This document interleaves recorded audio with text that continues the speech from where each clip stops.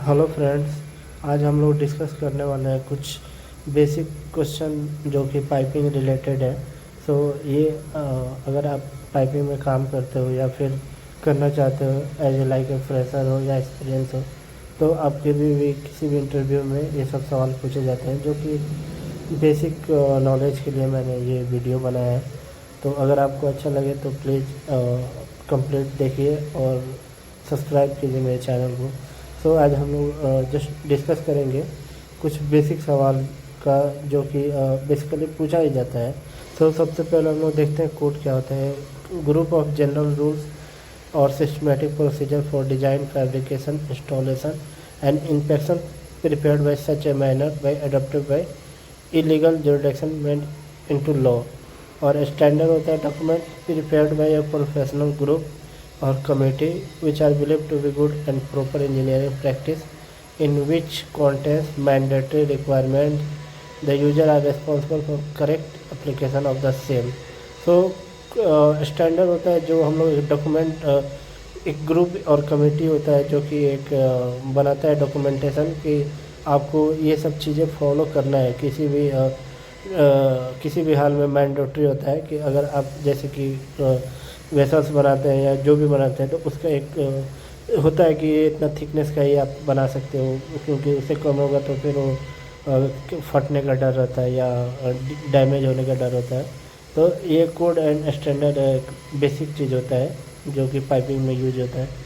दूसरा हम लोग देखते हैं अमेरिकन इंस्टीट्यूट स्टैंडर्ड क्या होता है। जैसे API American petroleum institute, AISI American iron and steel institute, ASTM American society for testing and material, ANSI American national standard institute, AWS होता है American welding society, ASME American society for mechanical engineer and AWWA American water works association. So ये सब जितना भी standard होता है ये commonly हम लोग यूज में ही मतलब देखते ही हैं इसके बारे में, और अक्सर इंटरव्यू में पूछा ही जाता है। सो आप लोग इसको याद कर ले तो अच्छा रहेगा, बेहतर रहेगा कि हाँ ये सब बेसिक चीज़ें हैं जो आपको पता होना चाहिए कि ये स्टैंडर्ड वगैरह एब्रीविएशन है, इसका मतलब क्या होता है। तो थर्ड वन हम लोग देखते हैं ASME का सेक्शन, जो कि डिवाइडेड है 12 पार्ट में। सो इसके बारे में आज हम लोग देखेंगे। ASME सेक्शन 1 जो कि होता है rules for construction of power boiler.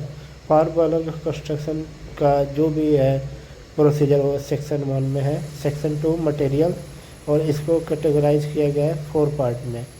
Ferrous material, non ferrous, specification for electrode and filler wire part C and part D property. Section 3 जो कि इसमें दिया नहीं गया है तो मैंने इसको लिखा हुआ इधर साइड में। सेक्शन 3 होता है rules for construction of nuclear component facility, और सेक्शन 4 जो होता है rule for construction of heating boilers.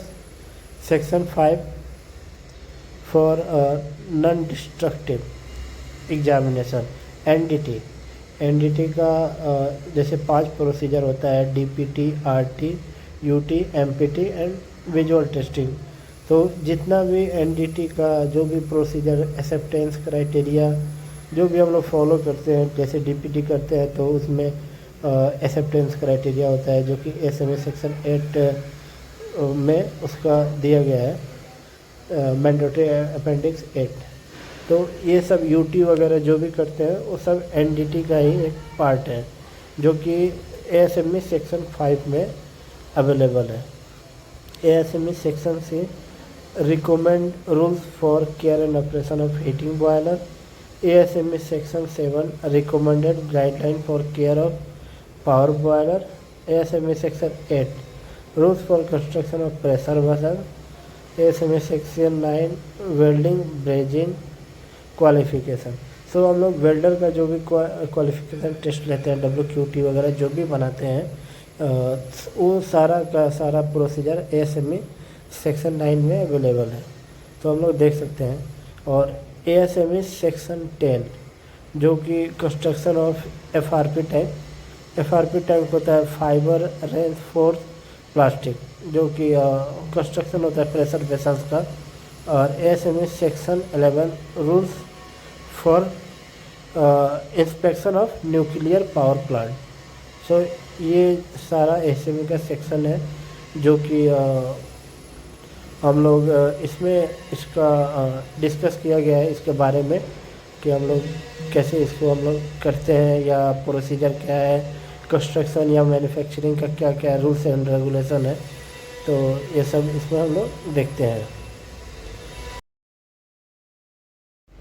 सो आगे हम लोग देखते हैं ASME का पाइपिंग कोड्स के बारे में, जो कि ASME का जो वेरियस पाइपिंग कोड होता है, जैसे B31.3 power piping, B31.2 fuel gas piping, B31.3 for process piping या chemical plant and refinery piping, and B31.4 liquid petroleum piping या hydrocarbons, B31.5 refrigeration piping, and B31.7 nuclear piping, B31.8 gas transmission piping, B31.9 building service piping, B31.10 cryogenic piping, and B31.11 slurry piping. So ये ASME का piping code है, जो कि इसका procedure दिया हुआ है इसमें।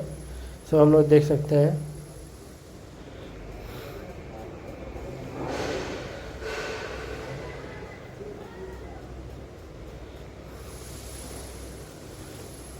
सो इसके बाद हम लोग देखते हैं पाइप क्या होता है। Pipe is a tube or hollow cylinder use to convey material or as a structural component.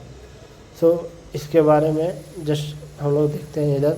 A pipe is generally specified the internal diameter ID और NB। सो हम लोग इसको डिनोट ID से भी करते हैं, NB से भी करते हैं और OD से भी करते हैं। और ट्यूब क्या होता है? ए tube is generally specified by outside diameter. इसमें हम लोग ID नहीं होता है, सिर्फ OD होता है, आउटसाइड डायमीटर होता है। और इसके बारे में जस्ट अगर आप कोई भी पाइप का साइज निकालना है, जैसे कि 1 इंच पाइप है, 2 इंच पाइप है, तो इसका आपको 12 से पहले तक याद करना पड़ता है। और एवब 12 इंच पाइप हम लोग OD निकाल सकते हैं 25.4 into pipe size in inch. जैसे कि 1 NB का होता है, जैसे 1 इंच पाइप का होता है 33.4, 2 इंच का 60.3। तो इसके हिसाब से हम लोग याद करना पड़ता है। लेकिन अगर 12 इंच से ऊपर पाइप है तो उसमें हम लोग 25.4 इंटू पाइप का साइज, जैसे 14 इंच का है तो उससे हम लोग मल्टीप्लाई कर लेंगे तो OD निकल जाता है। अब हम लोग मटेरियल के बारे में देखते हैं। जैसे पाइपिंग का मटेरियल कौन कौन सा होता है, जैसे कार्बन स्टील है तो इसका होता है ASTM A53 grade AB, ASTM A106 grade ABC, ASTM 133 grade 1 and grade 6। Alloy steel है ASTM A335 grade P1 P2 P5 7 9 12 22। Stainless steel है ASTM A312 TP 304 304L 304H। सो ये सब देख सकते हैं, ये सब कोड है।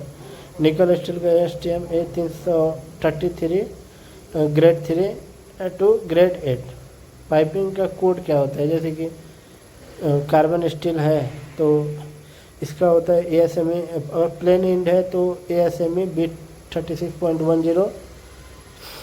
ये होता है स्टेनलेस स्टील है तो प्लेन एंड के लिए हम लोग 36.19 स्टेनलेस स्टील के लिए यूज करते हैं।